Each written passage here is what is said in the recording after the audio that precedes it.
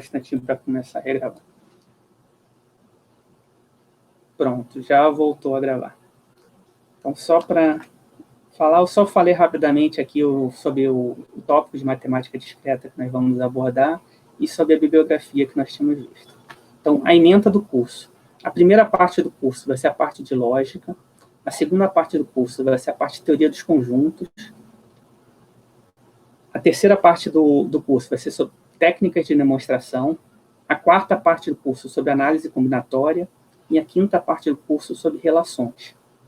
A parte de lógica, ela é muito interessante, porque ela vai aparecer em diversos outros cursos quando vocês fizerem que nem curso de circuitos lógicos, o curso de arquitetura, o curso de linguagem de programação, a lógica vai aparecer em todos os lugares. Quando você estiver programando um programa, vai aparecer alguma coisa de lógica ali, dentro quando você estiver fazendo tanto o programa, quanto a verificação da correção ou da completude daquele programa, você vai estar usando lógica para resolver esses problemas. A parte de teoria dos conjuntos é bem interessante também, que você pode definir qualquer problema de decisão como um problema de verificar se um elemento pertence ou não a um conjunto. Então, essa parte de teoria dos conjuntos ela vai aparecer em diversos momentos no curso também, que nem na parte de banco de dados ou na parte de programação. As técnicas de demonstração vão ser importantes para vocês durante o curso, porque vocês vão conseguir utilizar elas para mostrar que os programas que vocês estão fazendo, eles realmente funcionam e que eles estão corretos e que eles estão completos, que eles estão fazendo realmente tudo o que eles deveriam fazer.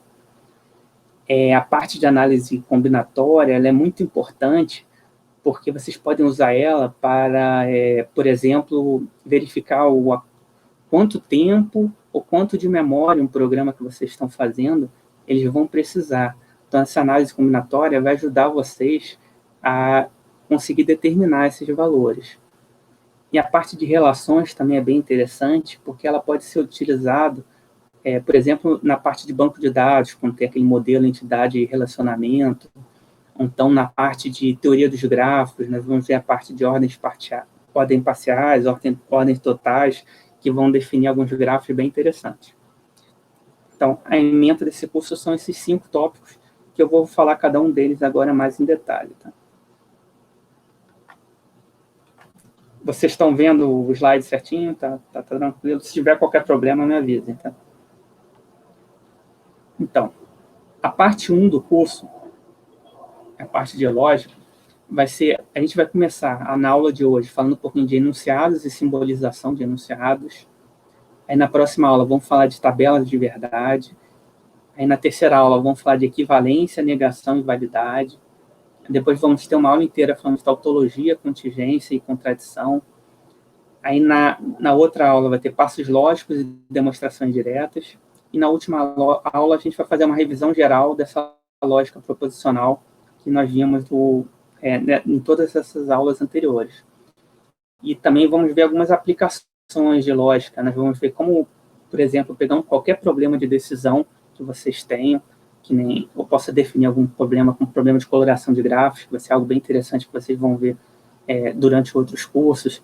Então, um problema mais simples de decidir se um número ele é primo ou não, vocês podem transformar esse problema, utilizando lógica, num problema, por exemplo, de SAT, que é um problema lógico bem interessante, que ele pode ser modelado com circuitos. Então, você vai estar transformando um problema de decisão, que você escreve verbalmente esse problema, num problema de circuitos. Você vai construir um circuito que vai conseguir resolver esse problema que você definiu.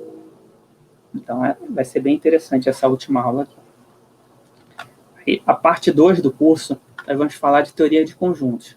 Na parte de teoria dos conjuntos, nós vamos ver todas as definições, as propriedades de união, interseção, diferença, complemento, várias propriedades em cima da teoria dos conjuntos.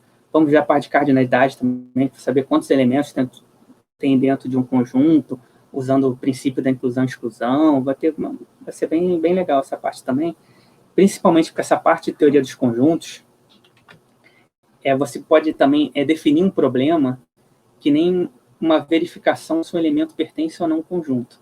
Então, isso vai aparecer muito no curso de computação, em vários momentos.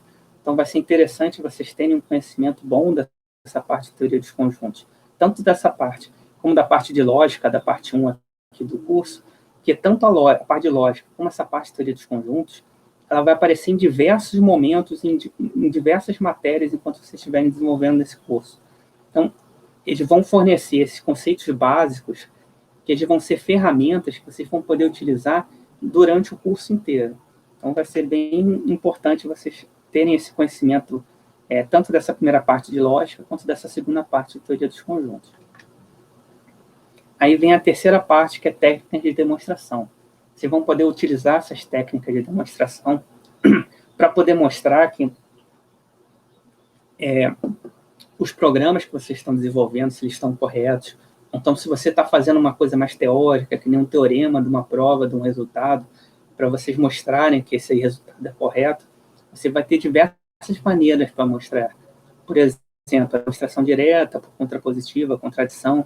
Então, outra parte, utilizando indução fraca, indução forte.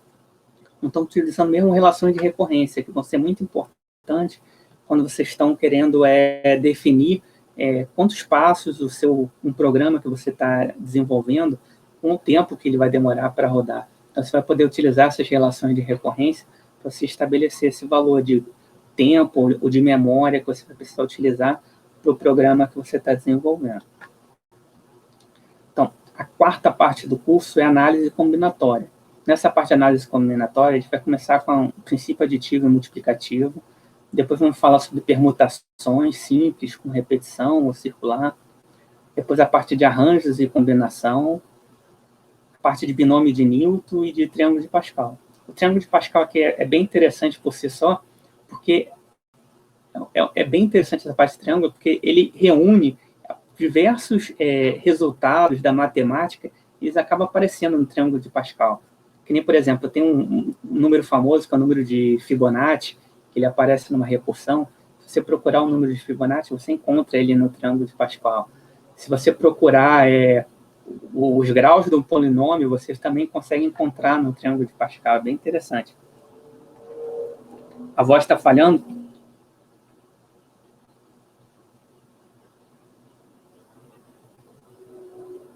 Não, obrigado. Acho que talvez seja aí, talvez não seja daqui.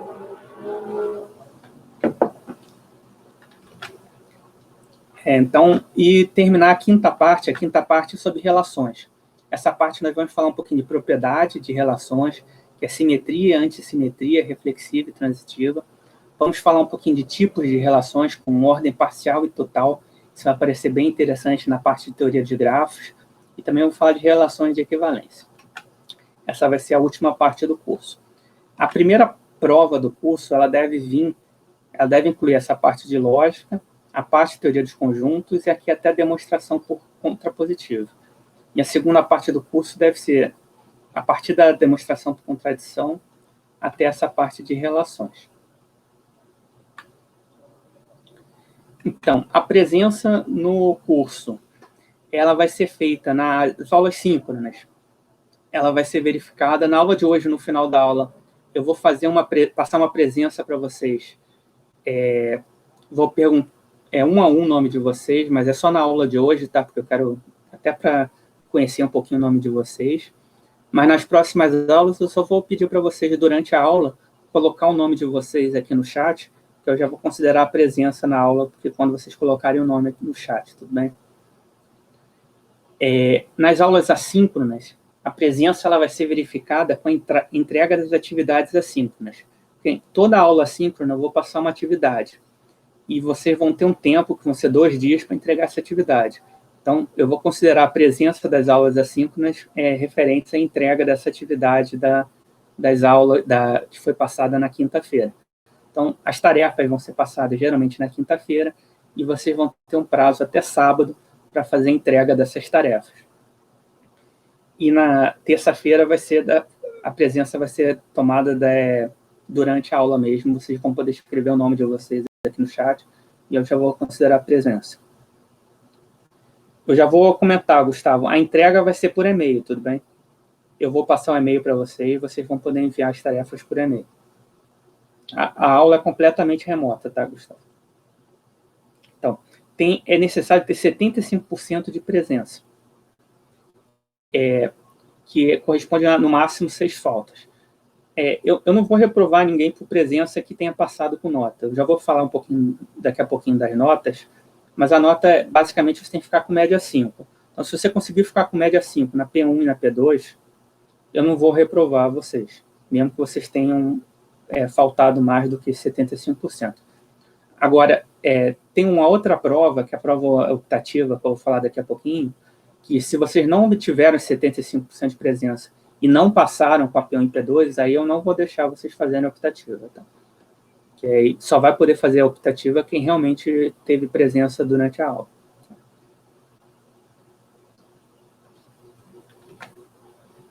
Então, aqui vamos falar agora das provas.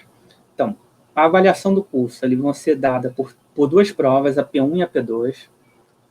Como é que vai ser as provas? As provas eu vou fornecer para vocês de forma assíncrona as provas.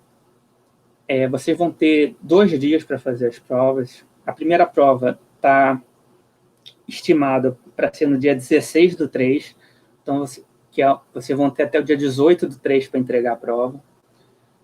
A segunda prova vai ser no dia 29/4.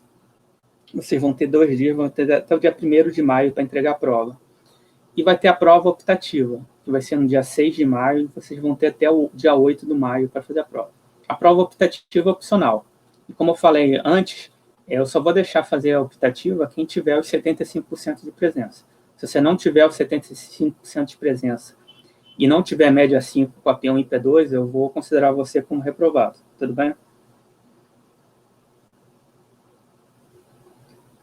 Vocês estão escutando, tudo bem?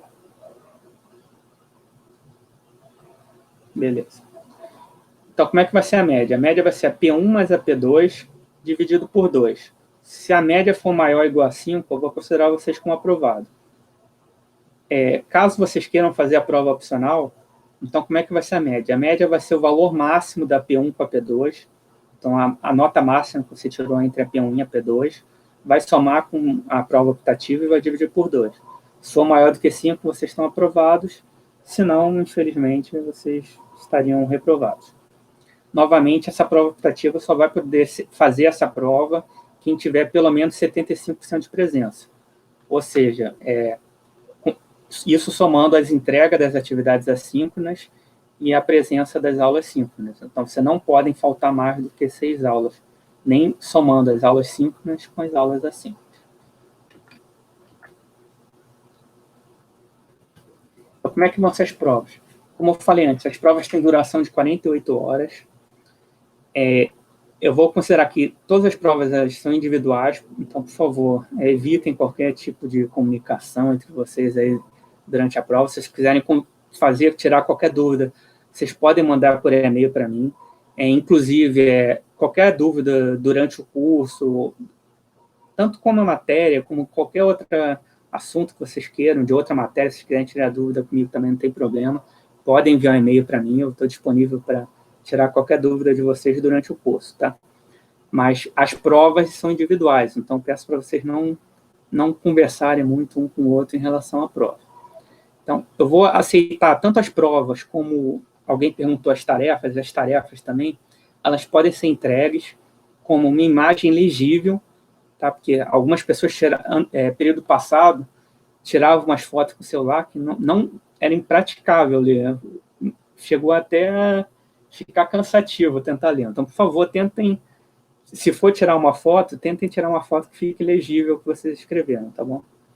Então, essa foto legível de um texto escrito à mão, ou então um texto digitado no formato doc ou PDF que vocês podem me enviar. Tanto a prova como a tarefa, pode escanear, Nicolas, pode fazer o que você quiser, desde que vocês me enviem, tá bom? Vocês devem enviar para esse e-mail aqui. Quando eu enviar a tarefa, a prova, vou enviar novamente esse e-mail para vocês, tá? Vocês não precisam se preocupar em anotar isso agora. Só que eu não vou usar o e-mail institucional da UFRJ. A Thaís perguntou onde as aulas gravadas vão ser disponibilizadas. Thaís, eu devo botar no YouTube e eu vou botar um link para vocês no site da Turma Virtual. Aí no site da Turma Virtual, em referente a cada aula. A aula 1 vai ter o link no final do tópico, tem a descrição da aula, e no final vai ter um link com o vídeo dela, essa é a primeira aula.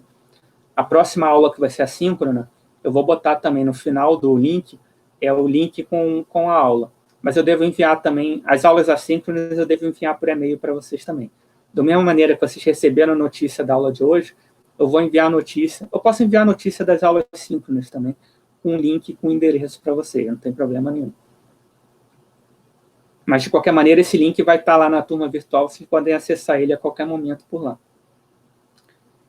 Então, o e-mail que eu vou utilizar, esse do Yahoo, só por um motivo, porque o e-mail da Rural, ele é muito limitado, ele é limitado a, se não me engano, a 40 megas. E no período passado, teve um aluno que me enviou, só enviou das provas dele que ele me enviou, tinha 30 e poucos megas, já quase lotou toda a caixa de e-mail. Então, eu não teria como manter o e-mail da UFRJ para receber as provas de vocês, que eu não sei o tamanho que vocês vão me enviar esse arquivo. Eu peço encarecidamente, se vocês puderem enviar esse arquivo de um tamanho um pouco mais reduzido, eu agradeceria também. Até porque depois eu tenho que abrir esse arquivo para fazer as revisões, e quando o arquivo é muito grande, às vezes é meio problemático abrir ele para fazer a revisão. Eu tenho que converter o arquivo para fazer a correção, para enviar de volta. É um pouquinho mais complicado. Então, vamos começar então com esse primeiro tópico de lógica que a gente vai ver no curso de hoje. Esse tópico de lógica ele é muito importante, ele vai ser necessário em diversas disciplinas. Ele aparece aqui na matemática discreta para computação, mas ele também vai ser utilizado na disciplina de circuitos lógicos, que vocês devem estar fazendo nesse período, na disciplina de lógica, na disciplina de linguagem de programação, que existe uma linguagem de programação que chama Prolog. Esse Prolog ele é todo baseado em cima de lógica. Então, tem algumas linguagens de programação que vocês devem ver agora no início, que nem C, Python, Java, que eles têm um paradigma que é a linguagem imperativa, que você tem que dar cada função do programa, cada operação que o programa vai fazer, linha a linha. E você tem que informar exatamente o que o computador tem que fazer para resolver o problema que você está tratando. Essas outras linguagens, que nem o Prolog, ela é um outro paradigma. Ele é um paradigma que ele é conhecido como declarativo. Então, nesse outro paradigma, você não precisa dizer cada operação que o computador tem que fazer para resolver um problema. Você faz de uma outra forma para resolver o problema. Você informa o computador várias propriedades do problema, e depois o próprio computador, o compilador que vai resolver esse problema, que nesse caso é o Prolog, ele é feito de uma tal forma que ele já é otimizado para resolver o problema. Então, você passa várias informações do problema, várias características do problema, mas você não informa como que o computador vai resolver o problema. O computador mesmo já sabe resolver o problema só usando essas informações do problema que você passou. Então, o Prolog ele vai funcionar dessa forma. Você vai ver esse Prolog tanto na parte de inteligência artificial quanto na parte de linguagem de programação. Além disso, essa parte de lógica vai ser muito importante quando você estiver tratando banco de dados. Tem toda uma parte de SQL que ele vai utilizar conectores lógicos, que nem o AND, o OR, que ele vai ser muito útil quando você estiver tratando essa parte do curso. Então, vamos começar a aula de hoje, que é a aula 1. Nós vamos falar a parte de lógica, o que é um enunciados e simbolização nessa parte de lógica. Então, a lógica proposicional ela vai lidar com enunciados, que podem ser verdadeiros ou falsos, e relações entre enunciados, incluindo a construção de argumentos. Esses enunciados eles podem ser formados, essa construção, por conectivos lógicos. Pode ser um e, um ou, um implica, vão ser vários conectivos lógicos que a gente vai ver daqui a pouco. Então, vamos ver um passo a passo que a gente vai falar. O que é um enunciado, primeiro? Um enunciado, ele é uma frase que ela pode ser avaliada como verdadeiro ou falso, em algum contexto. Então, vamos ver alguns exemplos aqui. A média para ser aprovada aqui nesse curso de MDC é 5.0. Então, essa frase ela é um enunciado. Por quê? Porque é uma frase que ela pode ser avaliada como verdadeira ou falsa. Nesse caso, é uma frase verdadeira. Então, a gente fala com enunciado verdadeiro. Uma outra frase aqui, o professor de MDC se chama Daniel. Então, isso é uma frase que pode ser avaliada entre verdadeiro ou falso. Você sabe se essa frase é verdadeira ou se essa frase é falsa. Então, essa frase é um enunciado, que ela é uma frase que pode ser avaliada como verdadeiro ou falso. E nesse caso, como o nome é Daniel, então é um enunciado verdadeiro. Aqui a gente tem um outro enunciado aqui. 2 mais 2 é igual a 5. Por quê? Porque é uma frase, ela pode ser avaliada, por isso que é enunciado. Nesse caso, no contexto da matemática, essa frase é falsa. Então, ele é um enunciado falso. Mas ela continua sendo um enunciado, que é uma frase que pode ser avaliado entre verdadeiro ou falso. Agora, aqui a gente tem uma outra frase. Essa moeda. Note que essa moeda, você não está dizendo nada sobre a moeda, você não está falando nada. Então, é uma frase, mas você não tem como avaliar essa frase como verdadeiro ou falso. Então, a gente não considera essa frase como enunciado, que você não tem como fazer uma avaliação da frase como verdadeiro ou falso. A gente considera um enunciado, são exatamente as frases. Perfeito, Gustavo. O enunciado vai ser uma frase que você pode avaliar. Essa frase é verdadeira? Essa frase é falsa? Se você pode fazer essa avaliação, você chama essa frase de enunciado. A lógica proposicional, que a gente trata nessa primeira parte do curso, ela vai lidar com esses enunciados. Eles podem ser verificados como verdadeiros, ou são frases que podem ser verificadas como verdadeiro ou falso.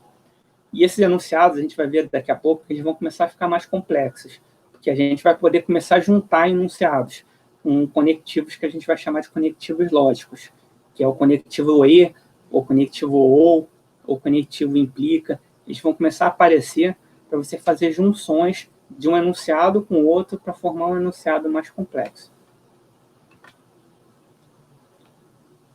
Então, uma coisa interessante dos enunciados é que nós podemos utilizar um enunciado para justificar se outro enunciado é verdadeiro ou não. Por exemplo, vamos ver esse enunciado aqui que a gente já viu que é verdadeiro. A média para ser provada é 5.0. Então, a gente pode usar esse enunciado, que é uma frase que a gente pode ser avaliada como verdadeira ou falsa. Aqui a gente avaliou que essa frase é verdadeira. A gente pode utilizar esse valor verdadeiro desse enunciado para justificar uma outra frase, que é essa frase aqui de baixo. Então, como é que é essa frase aqui de baixo? Eu fiquei com média 4.5 e fui aprovado em matemática discreta para computação. Então, note que esse enunciado aqui de baixo, ele é falso. Por quê? Porque você está usando esse enunciado aqui de cima, que você sabe que é verdadeiro, para justificar que esse enunciado aqui de baixo ele é falso. Por quê? Porque se você ficou com média 4.5, você não ficou com média maior ou igual a 5. Então, você não foi aprovado no curso de MDC. Então, você pode utilizar esse enunciado aqui de cima, que você sabe que ele é verdadeiro, para justificar que esse enunciado aqui de baixo, ele é falso. Tudo bem até aí?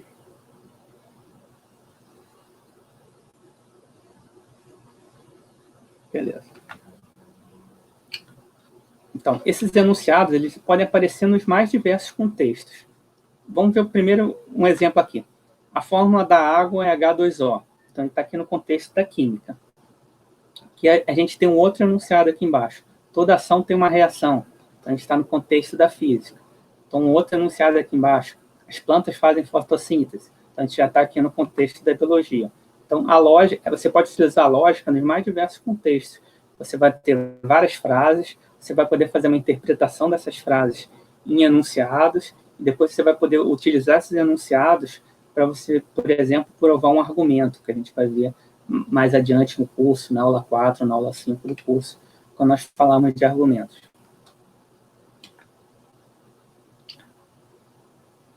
Então, aqui a gente tem alguns outros exemplos de enunciados, agora no contexto da matemática. 3 é um número primo. A gente sabe que o 3 é um número primo, é enunciado. Por quê? Porque é uma frase que a gente sabe valorizar. Você sabe se essa frase é verdadeira ou falsa. Nesse caso, a gente sabe que essa frase é verdadeira, então a gente fala que isso é um enunciado verdadeiro. 3 ao quadrado mais 4 ao quadrado é igual a 5 ao quadrado.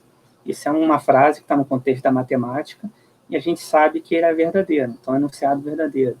Então a gente tem a fórmula de Bhaskara aqui embaixo. A gente sabe que está no contexto da matemática, a gente sabe que é verdadeiro também essa forma. A gente tem o Pitágoras, né, do 3 ao quadrado mais 4 ao quadrado é 5 ao quadrado, o Bhaskara. E um papiro egípcio aqui, que é interessante, o papiro egípcio, porque ele é um dos primeiros aparecimentos do número primo. Apareceu nesse papiro egípcio, 1500 assim.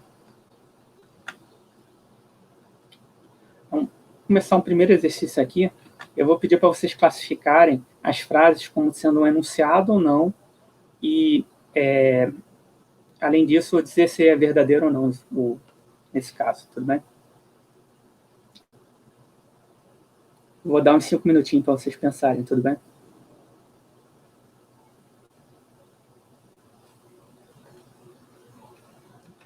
Você pode fazer, se você tiver um papel, você pode fazer, você não vai precisar mostrar para mim, Gustavo, não tem problema. Eu só queria que vocês fizessem, depois comparassem com a solução que eu vou dar daqui a pouco, tudo bem? Vocês podem fazer no papel, se vocês quiserem, vocês podem fazer na sua cabeça, se vocês quiserem, desde que vocês lembrem depois do que vocês...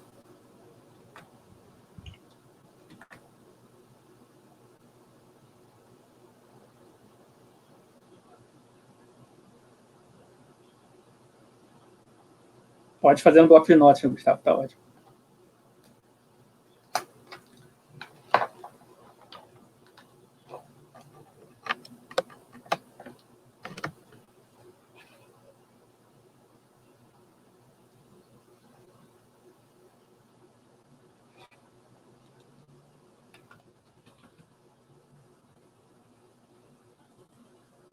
Vou dar até as 2h45 para ver se vocês conseguem pensar um pouco.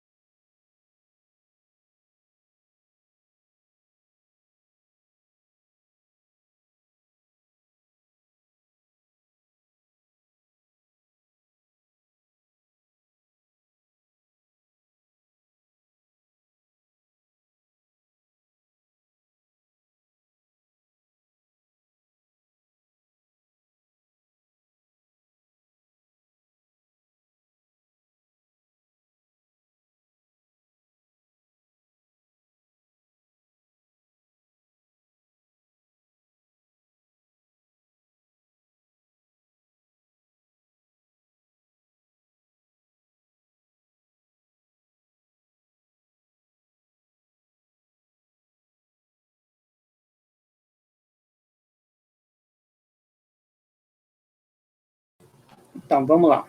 Vocês conseguiram pensar mais ou menos? Beleza. Então, vamos lá. 6 mais 7 é 13. É um enunciado, que você pode verificar se é verdadeiro ou falso. Nesse caso é verdadeiro, que a gente sabe que 6 mais 7 é 13. A pessoa mais rápida do mundo, você acha que isso é enunciado? Não, por quê? Porque você não, é uma frase, tudo bem, mas você não sabe avaliar ela como verdadeiro ou falso. Então, perfeito, não é um enunciado. Como está o tempo? Você acha que isso é um enunciado? Não, perfeito, exatamente. É uma frase, mas você não sabe avaliar ela como verdadeiro ou falso. Então, não é um enunciado. Existe vida fora da Terra? Esse é bem interessante. Perfeito.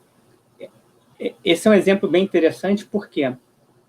Porque você é uma frase, você sabe que ela vai ser ou verdadeira ou vai ser falsa, vai ser um dos dois, não pode ser os dois ao mesmo tempo. Então, você consegue valorizar entre verdadeiro ou falso. Você não sabe o resultado, você não sabe se é verdadeiro ou falso. Mas você é uma frase e você sabe que vai existir um valor, verdadeiro ou falso. Você não sabe você só não sabe definir qual é, não tem problema. Mas aí ela fica como um enunciado, essa frase. Vim, vi e venci.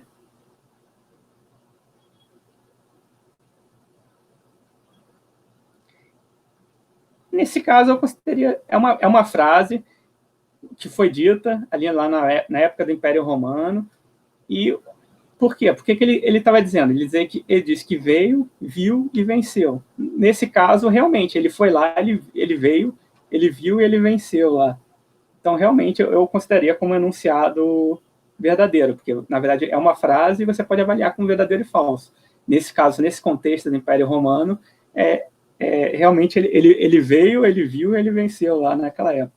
Então, eu consideraria como enunciado essa frase. Note que muito disso é parte de interpretação. Talvez o que seja um enunciado para uma pessoa pode não ser um enunciado para outra. Exato, o Marcos está dizendo, dá para contextualizar se ele venceu ou não.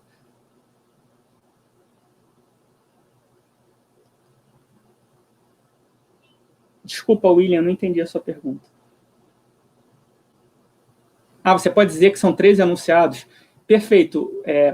William, na verdade, a gente vai falar daqui a pouquinho de enunciados conectivos lógicos. Na verdade, esse vírgula e o E aqui são 13 enunciados. Perfeito. Tá bem coerente a sua afirmação, William. Perfeito. São 3 enunciados aqui. Os 3 são verdadeiros. Ele viu e venceu. O dinheiro não traz felicidade. É um enunciado, mas aí varia de pessoa para pessoa.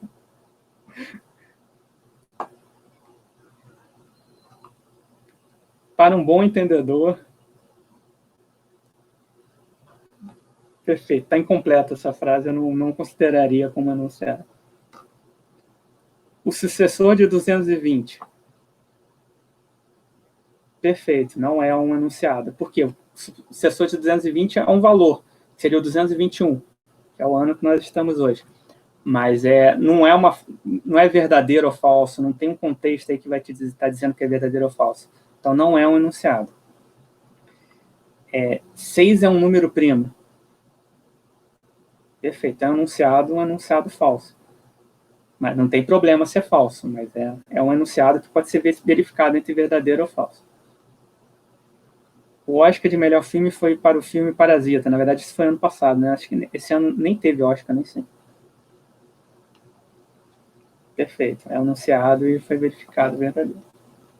Então, acho que vocês já entenderam como que funciona a definição de enunciado.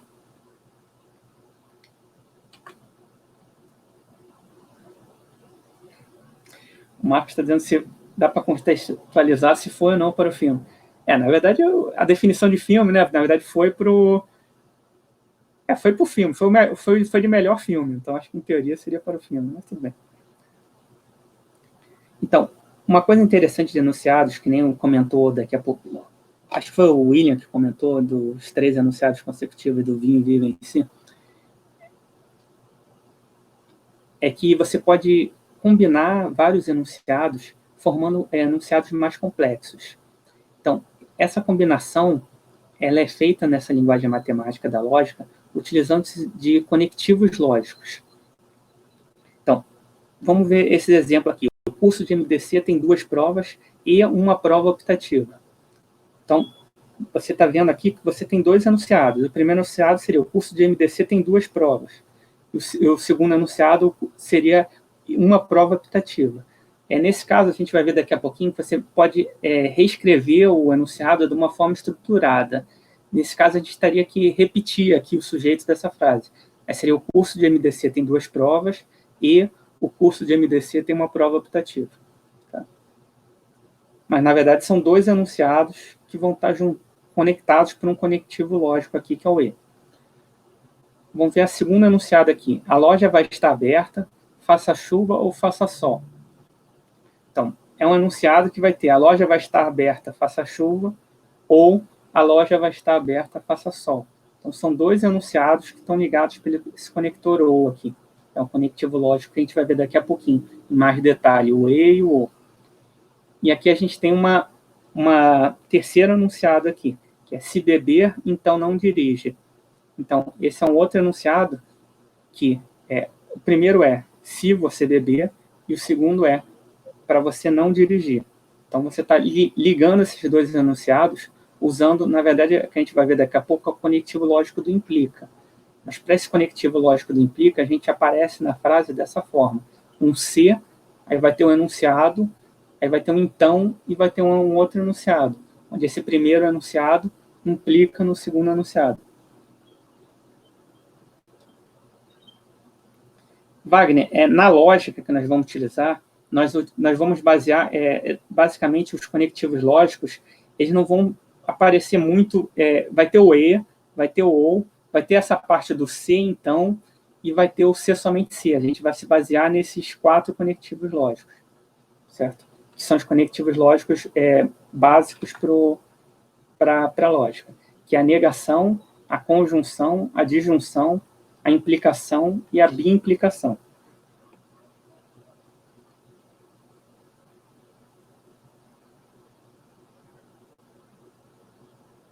O Gustavo falou, mas a frase se você beber não pode ser julgada se é verdadeira ou falsa. Mas, na verdade, o se ele não vai entrar na frase. O enunciado vai ser você bebeu, aí você consegue verificar se ele é verdadeiro ou falso. O se ele vai entrar como quando você está fazendo essa ligação de enunciados com implica. Aí ele vai aparecer o se. Mas esse se do início da frase, ele não entra no enunciado. Tá? No enunciado simples que a gente vai definir daqui a pouquinho.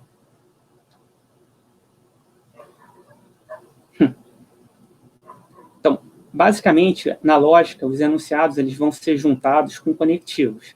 E esses conectivos podem ser a negação.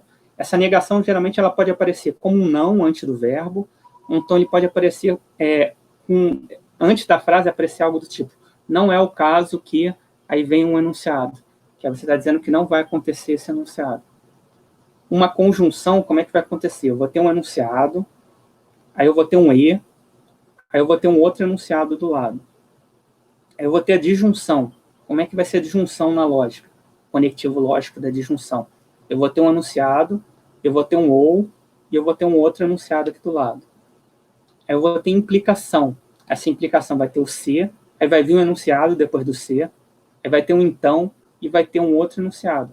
Você vai estar dizendo que esse enunciado da esquerda, que está definido pelo se, ele está implicando nesse enunciado da direita, que está definido por o início dele por esse então.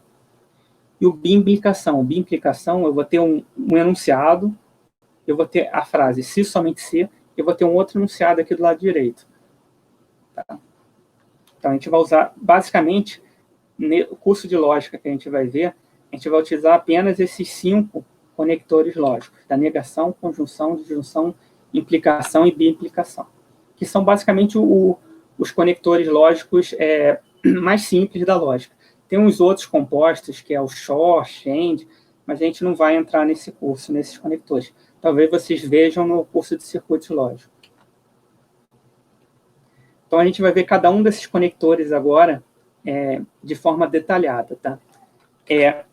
Como já deu 1 hora de curso, na verdade, o representante dos discentes pediu no período passado, quando começou esse período remoto, que na metade da aula a gente desse uns 5 ou 10 minutinhos para vocês beberem água, ir no banheiro, qualquer coisa, e depois retornar à aula. Então, eu vou dar uma pausazinha e a gente vai retornar para vocês beberem água, qualquer coisa, e a gente retorna umas 13h05, a gente retorna. Eu vou pausar a gravação também.